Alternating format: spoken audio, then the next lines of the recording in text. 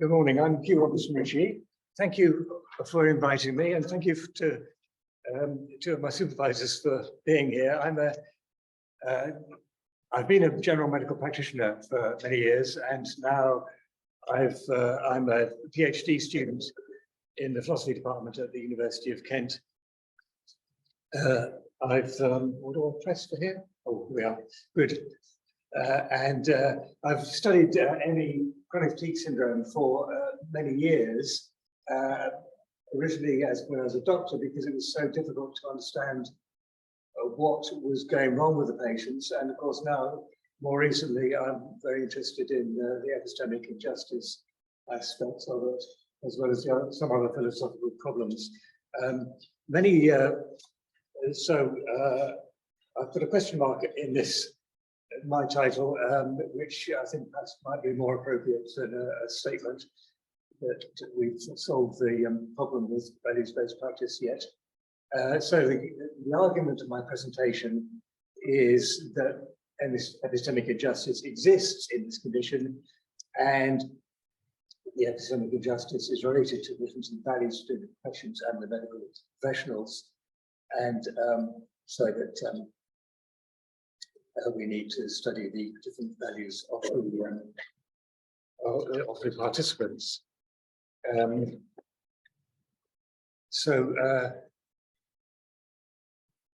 Many philosophers have attributed to the debate, including Hugh, but I feel there's more philosophical investigations that need to be added to what she and her team and many other philosophers have done.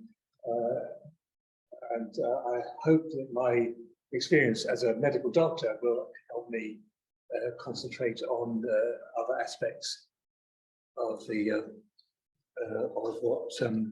of this problem from a philosophical point of view. So what is chronic fatigue syndrome, myalgic encephalomyopathy? Well, it is a long-term disabling condition, unknown cause and without effective treatments, and that's been so ever since it was first invented with this kind of name in the 1980s. And I find it very sad that there's been inadequate progress in that time. We don't know what's going on underneath. It's a really disabling condition, variable severity, interfering with many aspects of life for very long periods. There's a small death rate. The problem for doctors is that most or all investigations are negative, and it's diagnosed and defined on collections of symptoms after tests have excluded other conditions with similar symptoms, underactive thyroid gland, anemia, many other things make you feel generally weak and ill. But the tests show the doctors exactly what's wrong, and the further investigations and then treatment can quite often cure the problem. There's no biomarker for diagnosis either, so that really makes it quite difficult to know who has the condition and who doesn't. These are the main symptoms you get: interfering with many activities, worsening of symptoms after physical or mental activity, that is emotional or mental work. It's called post-exertional malaise, very disabling symptom, because it makes people who have this symptom reluctant to overexert. That is, maybe go to work or even do housework or involve in difficult emotional conversation or do difficult mental calculations. And sleep problems, this unrefreshing sleep, daytime sleepiness as well, cognition and memory problems, worsening of symptoms when standing, which is annoying, and then a whole batch of other symptoms which are very annoying but non-specific and very difficult for doctors to get hold of, because irregular heartbeat. Well, to me, I know that every patient has irregular heartbeats because I've seen many records of 24-hour ECGs, and we all get extra heartbeats, and they're not dangerous, except in a few cases. And a few cases, I mean, that is a difficult problem for doctors to cope with. And there are these other similar conditions. I don't know if they're the same or not, but certainly they suffer the same epistemic injustice as these ME chronic fatigue syndrome people suffer. Continuing problems related to chronic fatigue syndrome is that there are two opposing conceptualizations.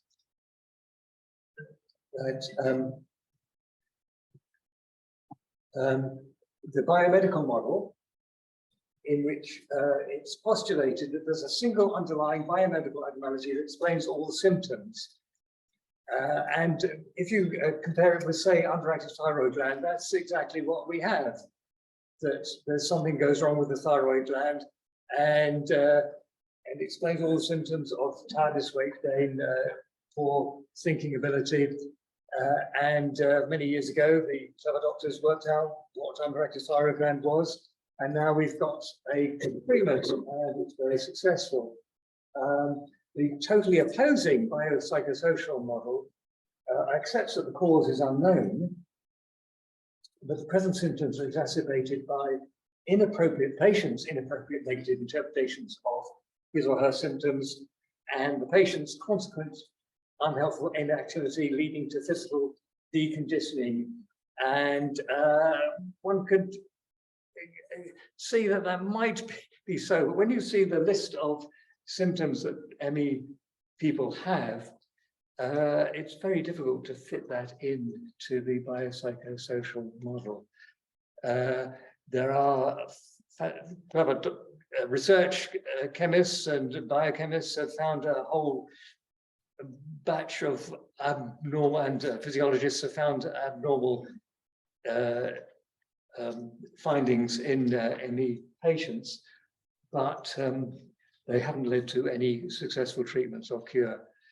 How much biomedical progress has been done? Well, as Charles Shepherd is a medical doctor who had ME, as he would call it, for very many years, but has managed to communicate very well on the work that has been done.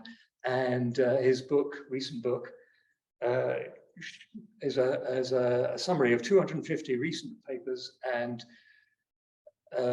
they haven't brought us to a cure, unfortunately. Even in 2022, we're still in the same position as we were when I first studied it in the year 2000, and where they were in 1980. Cause not yet ascertained, so we got this uncertainty, lack of curative treatments, and no uncertainty of demarcation. And so the two contrasting treatments based on these two contrasting conceptualizations are the pacing, which is exercise only within the limits you know from experience you have, with episodes followed by episodes of deliberate rest. The contrasting, I should just go on to that. The energy envelope, this is based on the energy envelope theory, that if you have this condition, you only have a certain amount of energy to use every day. If you go over it, you will suffer. This is very much a phenomenological interpretation. This is what patients notice from their own experience, and this is what they believe from their own experience.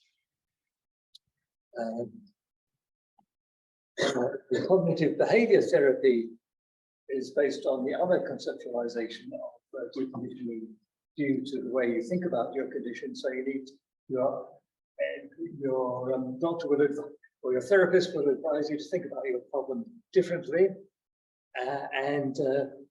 or cope with it better, and also to exercise more. Graded exercise therapy, which means designed to alter the course of the condition by encouraging you to increase your amount of work you do, or amount of movement you do, or the amount of energy, mental energy you use, by increasing it by increments, maybe 10% per week increase, The problem with that both is that many chronic fatigue syndrome patients find it makes them feel worse. And then, of course, you can have antidepressants,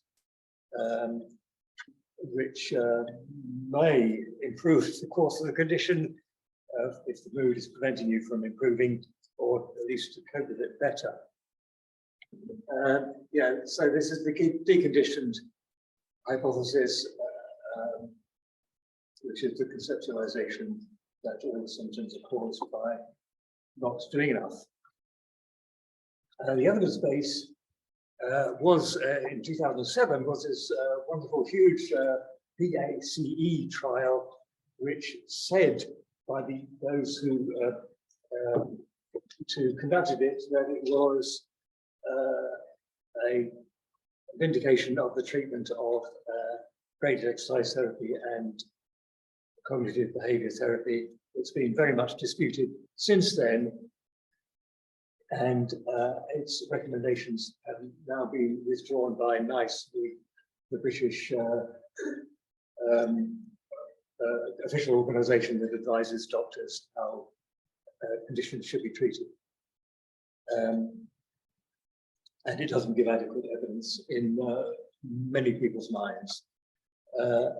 So we now come on to the differences in values, and there's a controversy remains about whether chronic fatigue syndrome ME really exists, and many doctors and many non-sufferers, lay non-sufferers, say, well, does it really exist? And we've got a difficult problem about existence, and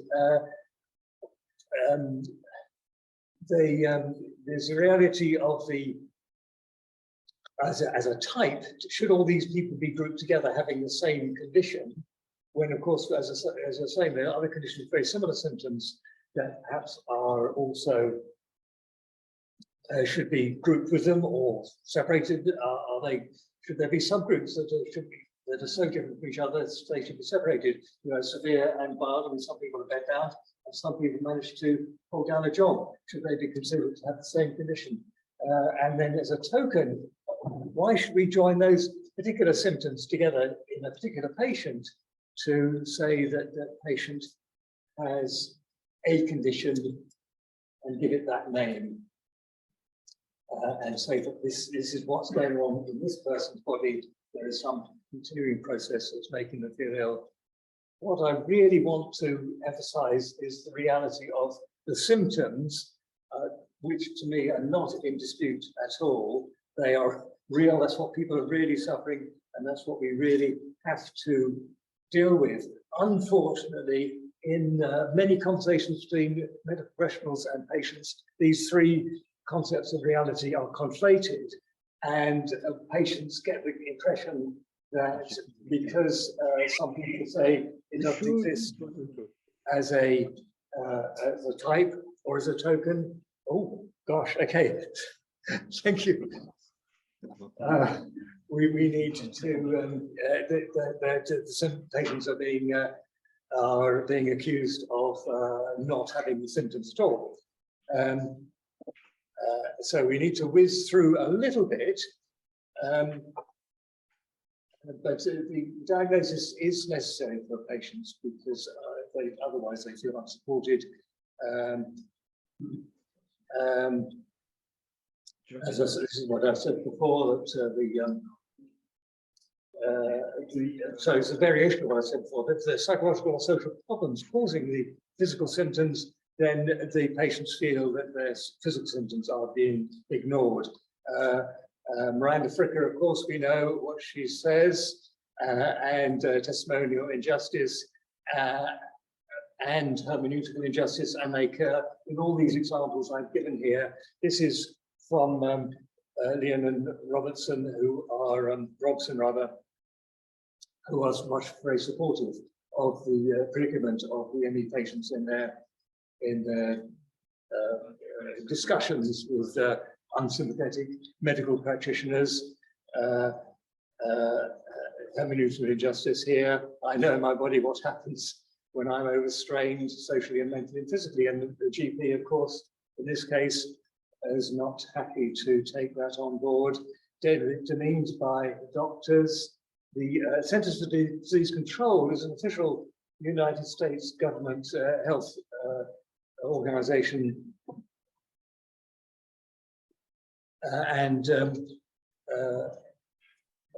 Or some of patients are demeaned by their doctors. Patients who don't believe the person is physically ill. They interpret as mental, which many patients find very distressing and demeaning and stigmatizing. Differences in value. We have to think about the values of the patient and the values of the medical professional. The medical professional has various perspectives on this. The values-based practice needs to be balanced with the evidence base. And as I say, the evidence base in this condition is very poor, very weak. Values action guiding, and this is the actions that we need to do when we are doctors and we are trying to look after a patient. And of course, the last two are what medical professionals should be using in all consultations, but are missing from many of the consultations that summarized by the patients in those earlier slides. The yellow flags from the values-based practice in Fulford et al. Very much overlap with the back pain example that they give, which is a yellow flag for us, for medical practitioners, that there's going to be a huge difference in values between the patients and the medical practitioner. This is their own personal values. Thank you. And medical professionals have slightly different values.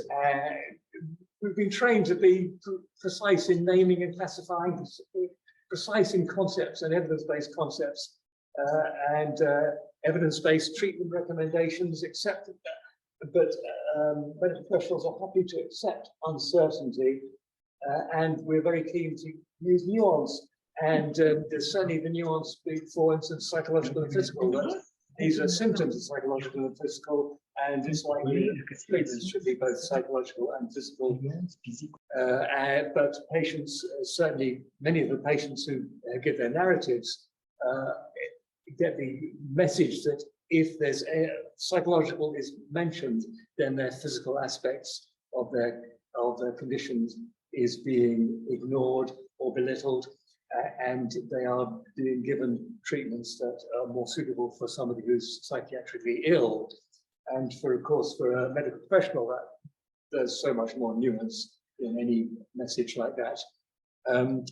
Blees et al. Includes Heavy Corral and the other brilliant phenomenological philosophers from Bristol, and they do look along this in the same way that I do here, the etiological and nosological. I mean, how should it be classified?